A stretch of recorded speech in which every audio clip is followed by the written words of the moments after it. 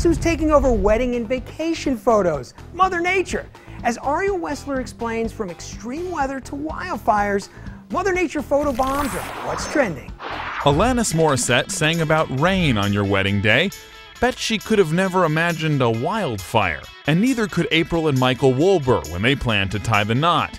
What started as a small brush fire in Central Oregon quickly turned into a wall of flames about 6 miles from the site of their ceremony. I'd call it an all-time low. It was announced that we were being evacuated. But not before some quick I-dos and some quick thinking from the wedding photographer. It was really neat to see us, and him especially, be able to kind of turn it into a positive. Talk about a fiery passion. The Facebook post ended up getting more than 93,000 likes and has been shared another 9,000 times. And less than a month later, we learned a tornado touched down and photobombed this Canadian couple.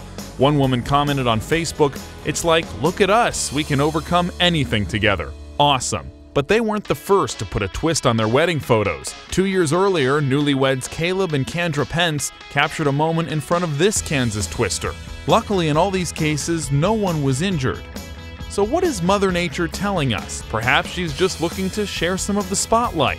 Or as these two discovered, when you try to enjoy a private moment in a rainstorm, you can almost hear her saying, "Stop with the selfies." For The List, I'm Ariel Wessler.